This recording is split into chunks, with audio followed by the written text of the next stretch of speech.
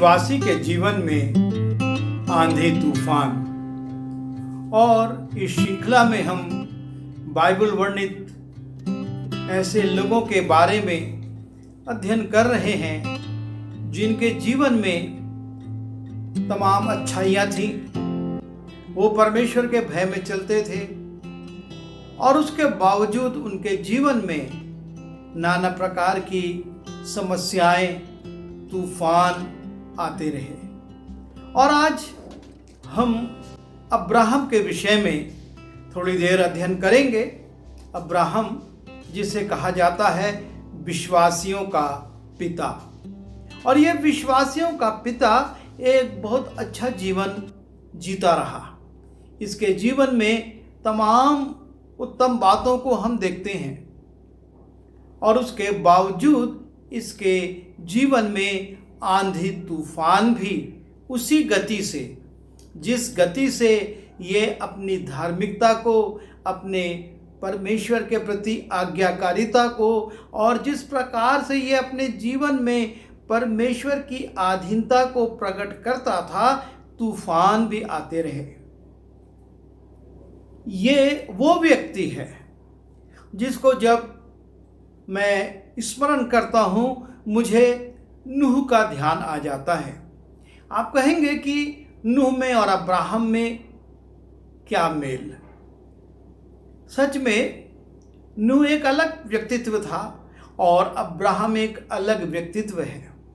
लेकिन जब आप देखेंगे परमेश्वर की दृष्टि जब पूरे संसार पर घूमती है तो उसको केवल नूह ही ऐसा व्यक्ति दिखता है जिससे वो बात करे और अपनी मन की बात कहकर अपनी योजना प्रकट करे। और परमेश्वर उसकी सुरक्षा का एक उपाय करता है कि वो जहाज के माध्यम से अपनी सुरक्षा को प्राप्त करे, उसका जीवन बच जाए।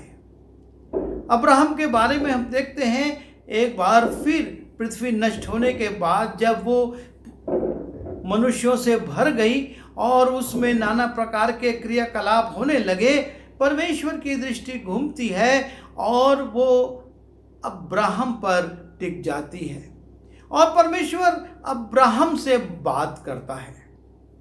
और परमेश्वर इस परिस्थिति में अब्राहम से जहाज बनाने को या इस पृथ्वी को नष्ट करने की बात नहीं करता, लेकिन परमेश्वर की योजना है कि वो एक मॉडल बनाए, वो एक आदर्श परिवार के माध्यम से एक आदर्श मंडली की स्थापना करे जो जिससे कि संसार के सारे कुल आशीष पाएं, अर्थात परमेश्वर में आए और परमेश्वर की अधीनता को ग्रहण करें। और यहाँ पर हम देखते हैं कि अब्राहम से परमेश्वर, जब हम उत्पत्ति उसके 12वें अध्याय के पहले पद में जाते हैं तो लिखा है, यहोवा ने अब्राहम से कहा।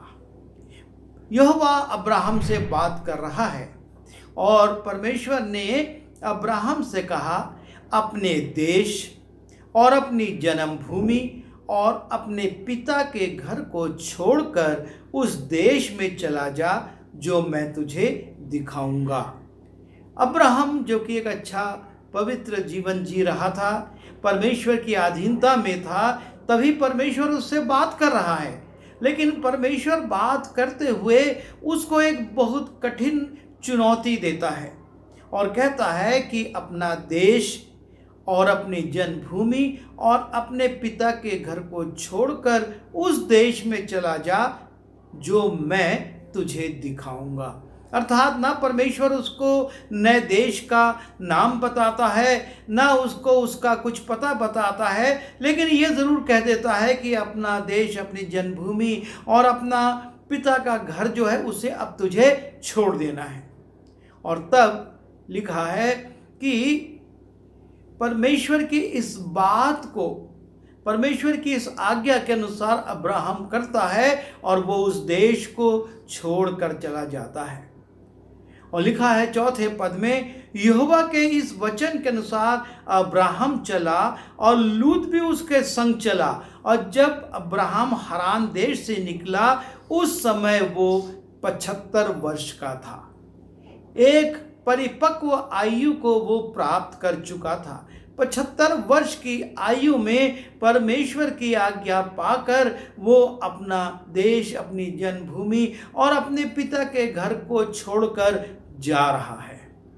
और वो निकल जाता है और परमेश्वर जैसा उससे कहता है, जो दिशा निर्देश देता है उसके अनुसार करता है।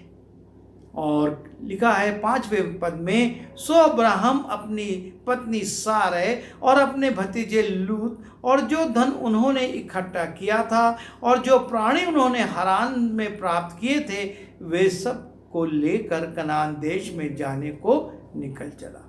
वरन कनान देश में आ भी गए। और इस प्रकार से अब्राहम को हम देखते हैं कि वो ना सिर्फ परमेश्वर की दृष्टि में अच्छा है, परमेश्वर उससे बातचीत करता है, वो परमेश्वर की आज्ञा मानता है, वो परमेश्वर से सवाल जवाब नहीं करता।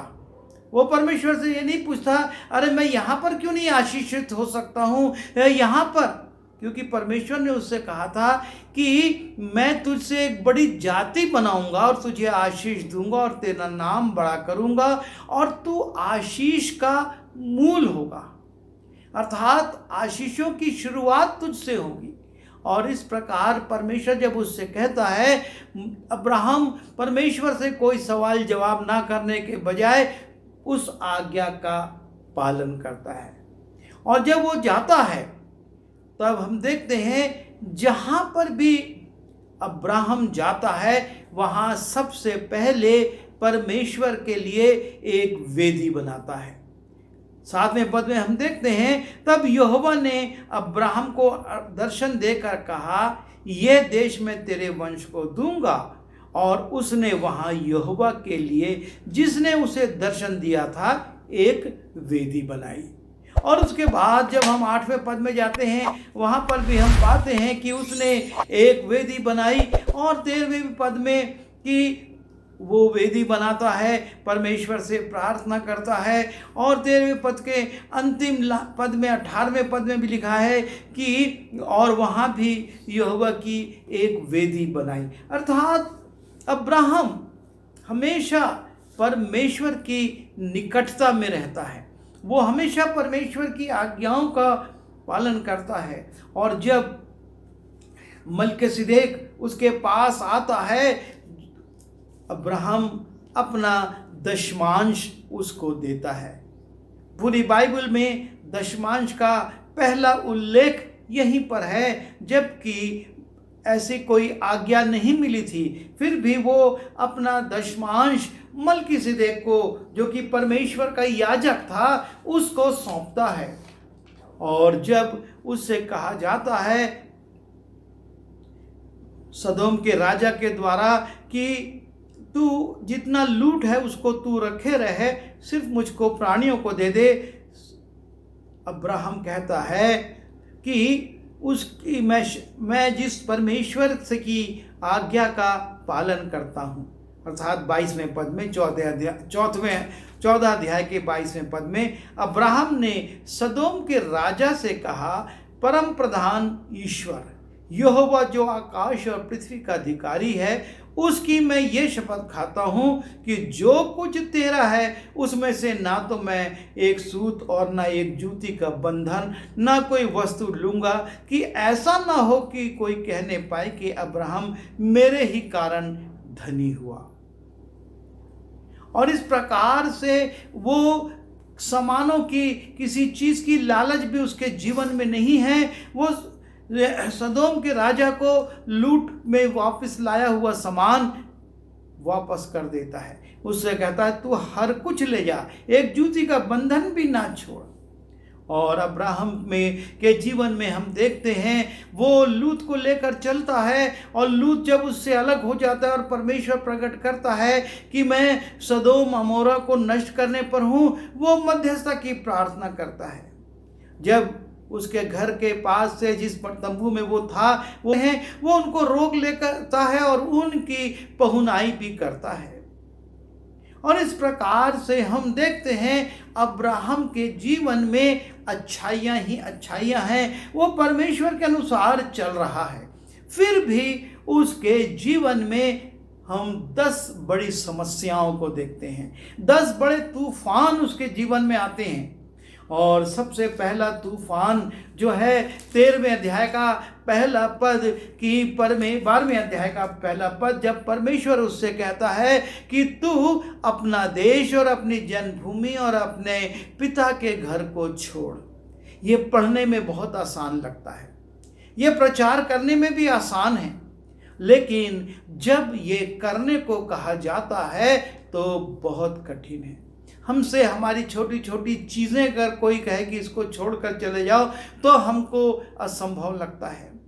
हम जानते हैं कि कैसे एक एक करके हमने उनको बटोरा है और उनको हमने जमा किया है, लेकिन परमेश्वर कहता है कि अपनी जन्मभूमि, अपने पिता के घर को छोड़ और जो जगह मैं तुझको दिखाऊंगा वहां चला जा। अब्राहम के जीवन का पहला चुनौती, पहला तूफान कि परमेश्वर की एक कठिन आज्ञा का वो पालन करे, वो सब कुछ छोड़े और आगे बढ़े जहां परमेश्वर उसको ले जाना चाहता है। वो जगह उसने नहीं देखी, उस जगह के लोगों को वो नहीं जानता, उस जगह की भाषा को वो नहीं जानता, उस क्षेत्र के उपज क्या है, वहाँ का खान पान क्या है, ये कुछ वो नहीं जानता। लेकिन परमेश्वर कह रहा है कि तू छोड़ और चला जा। एक कठिन काम, एक तूफान, वो एक अच्छा जीवन जी रहा था, इसीलिए परमेश्वर ने उसको चुना था और उससे बातचीत की थी, लेकिन वो इस आज्ञा से हिल जाता होगा, लेकिन उसने उस पर कोई प्रतिक्रिया नहीं की और वो बढ़ जाता है। जब हम 13वें अध्याय के 10वें पद में जाते हैं, वहां पर हम देखते हैं कि वो जिस देश में जाता है, अर्थात मैं 12वें अध्याय की बात कर रहा हूं अभी, कि 12वें अध्याय के 10वें पद में हम देखते हैं कि और उस देश में अकाल पड़ा और अब्राहम मिस्र देश को चला गया कि वहां परदेशी होकर रहे, क्योंकि देश में भयंकर अकाल था। परमेश्वर ने जिस देश में उसको भेजा वहां पर अकाल आ गया। परमेश्वर उसको भेज रहा है, मैं तुझसे एक बड़ी जाति उत्पन्न करूंगा, मैं तुझको सबके ऊपर प्रधान बनाऊंगा, तू आशीष का मूल होगा। और उसी देश में जहां पर वो गया एक भयानक अकाल पड़ गया, और न सिर्फ भयंकर अकाल पड़ा, उसको वो देश छोड़कर एक पड़ोस के देश में जाना पड़ा। और जब वो मिस्र देश में जाता है तो वहाँ के लोगों के विषय में वो सुनता है कि उनकी नज़र स्त्रियों के प्रति अच्छी नहीं है।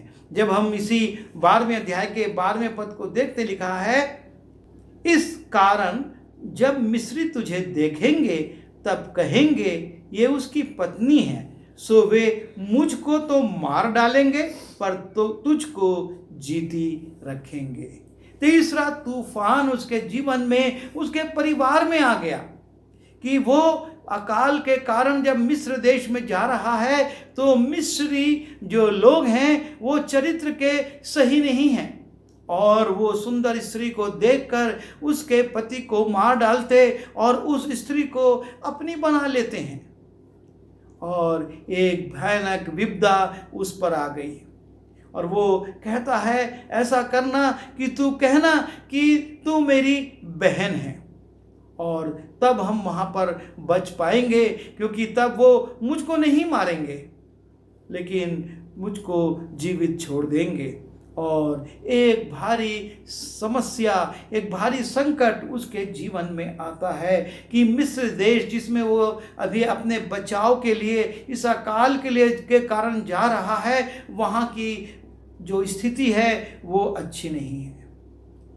और उसके बाद जब मिस्र के राजा को ये बात मालूम होती है कि ये स्त्री सारै अब्राहम की पत्नी है, तो वो उसको अपने देश से निकाल देता है। लिखा है,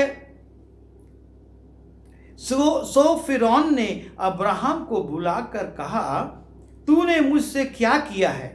तूने मुझे क्यों नहीं बताया कि यह तेरी पत्नी है? तूने क्यों कहा कि वो तेरी बहन है?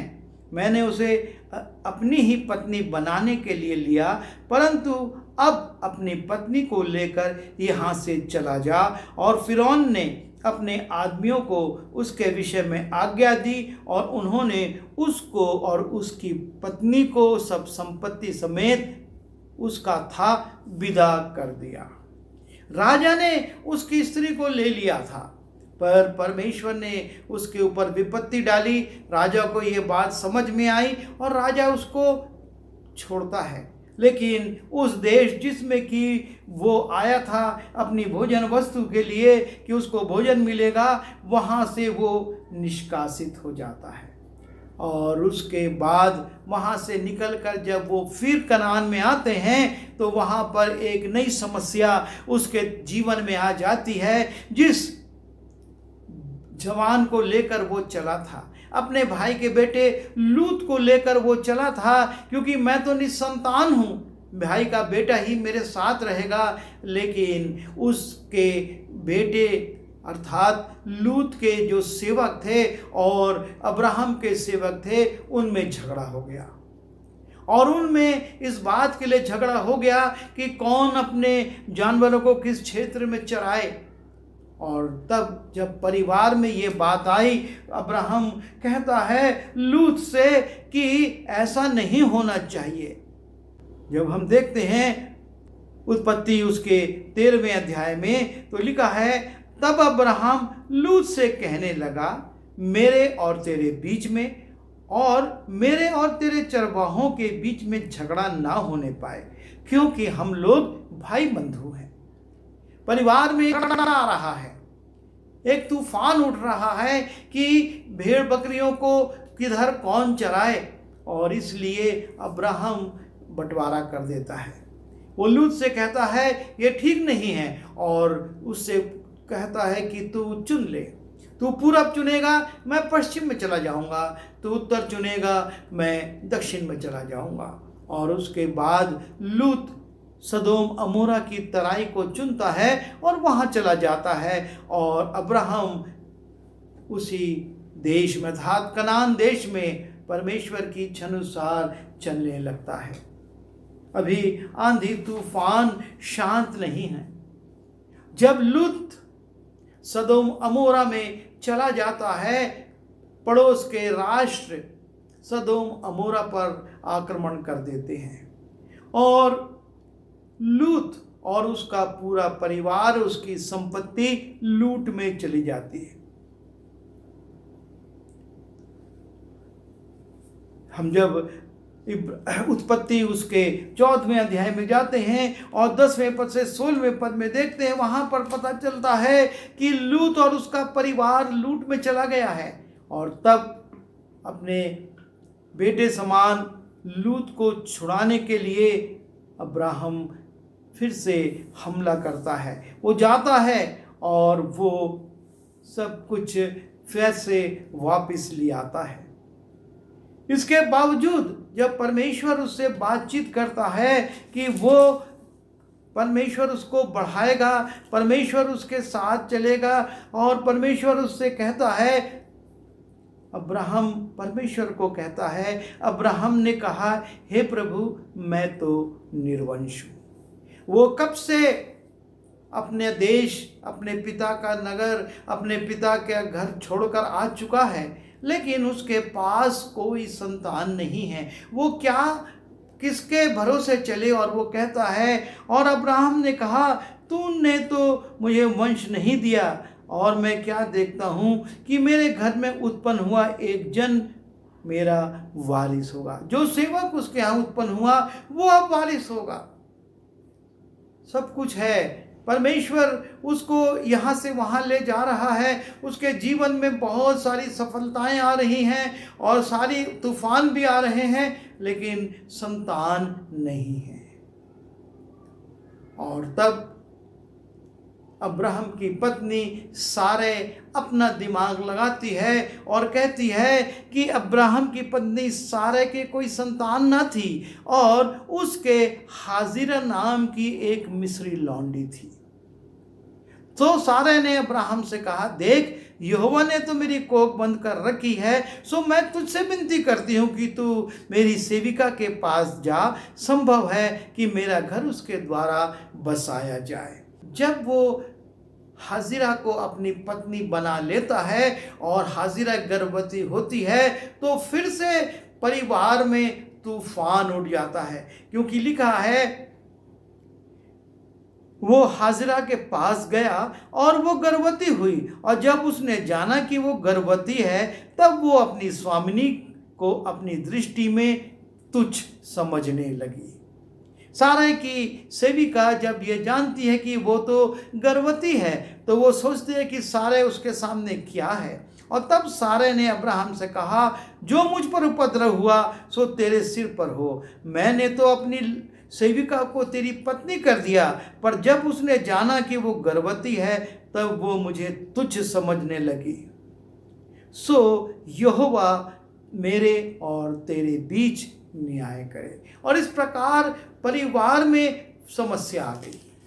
अब्राहम जो कि परमेश्वर के साथ साथ चल रहा है, जिससे परमेश्वर बीच बीच में बात भी कर रहा है, उसके जीवन में परिवार में समस्या आ गई। और परमेश्वर फिर से उसको बुद्धि देता है और वो अपनी पत्नी सारै को समझाता है और वो दोनों साथ में रहते हैं। लेकिन आगे चलकर हम जब 20वें अध्याय में जाते हैं, वहाँ पर देखते हैं कि गरार में अबीमेलेक द्वारा सारै को ले लिया जाता है और वो अब्राहम की पत्नी को ले लेता है, क्योंकि बहुत सुंदर थी। और तब परमेश्वर फिर अपनी शक्ति प्रकट करता है और ये इस तूफान से भी अब्राहम निकलता है और अबीमेलेक बहुत सारी धन संपत्ति देकर अब्राहम को वहाँ से विदा करता है। और तब हम आगे बढ़ते हैं कि जब हाजिरा से इश्माइल उत्पन्न होता है, तब फिर से परिवार में आनंद तो आता है, लेकिन उसके बाद इसहाक के जन्म लेते ही समस्या खड़ी हो जाती है, क्योंकि इसहाक को देखकर इश्माइल हंसता है और ये बात सारै को नागवार गुजरती है और वो कहती इसको निकाल दे। लेकिन अपने बेटे के कारण वो नहीं चाहता है। तब परमेश्वर कहता है कि मैं इश्माइल से भी वंश उत्पन्न करूंगा, पर तू अभी उसको जाने दे, क्योंकि जो असली वंश होगा वो तेरे इसी बेटे से अर्थात इसहाक से उत्पन्न होगा। और सब कहने के बाद परमेश्वर इश्माइल को वहाँ से निकलवा देता है और कहानी एक और मोड़ ले लेती है।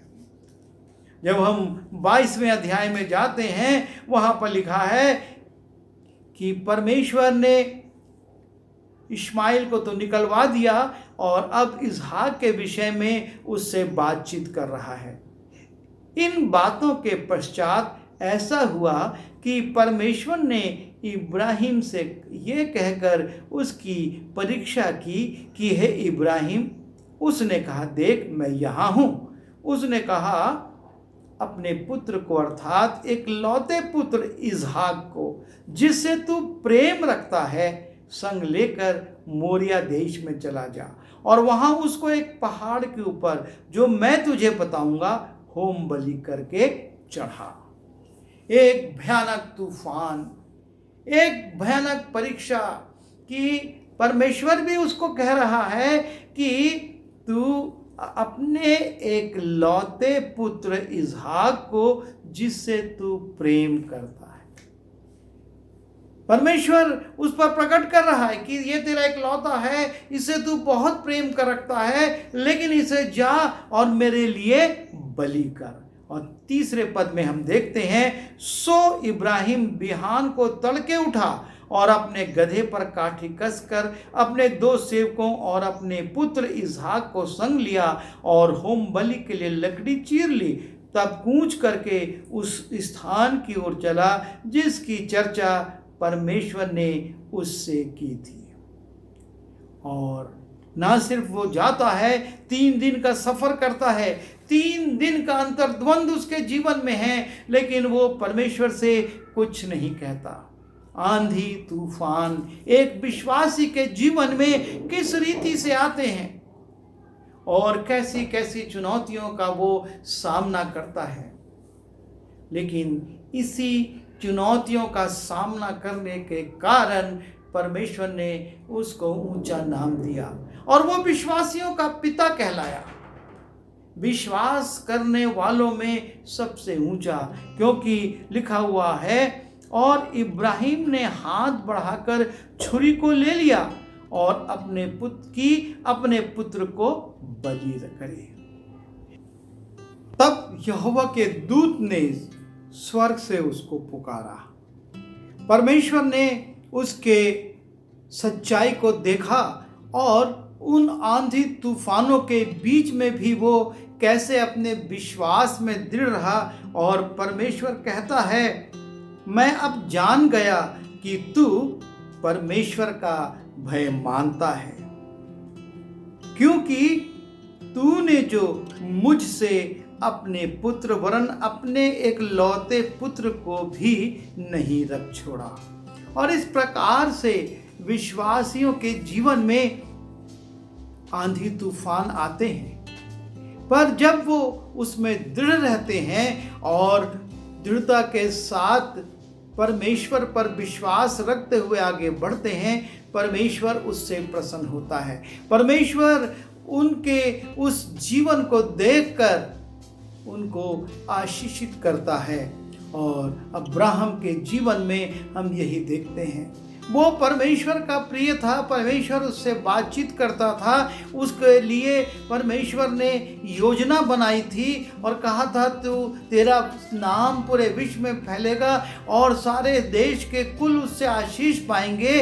लेकिन परमेश्वर ने उसके जीवन में आंधी तूफान आने दिए। और यही वर्तमान में भी होता है। हम चाहे कितना भी अच्छा जीवन जिए, हम कितने भी विश्वास रहने की कोशिश करें, आंधी तूफान आएंगे, समस्याएं आएंगी और हमको उनका दृढ़ता से सामना करना है। हमको उसमें दृढ़ रहना है और अपने परमेश्वर को महिमा देना है, उसकी आज्ञा माननी है और परमेश्वर हमको उसका प्रतिफल देगा। आइए दुआ करें। प्रभु जी, हम धन्यवाद देते हैं अब्राहम के जीवन के लिए, जो कि विश्वासियों का पिता था और जिसके जीवन में ऐसे बड़े बड़े तूफान आते रहे, पर प्रभु आपने उसको बल दिया और उसने बड़ी दृढ़ता से उनका सामना करके आपको महिमा दी और आपके नाम का गुणानुवाद किया। हम भी यही चाहते हैं कि जीवन के उतार चढ़ाव में हम सदैव आपके साथ रहें और किसी भी रीति से हम ना मुकरें और अपने प्रभु की महिमा को ना घटाएं, लेकिन हमारे जीवन से उसकी महिमा हो, उसका नाम ऊंचा हो और लोग जाने कि तू सच्चा परमेश्वर है। यीशु मसीह के नाम से मांगता हूँ, आमीन।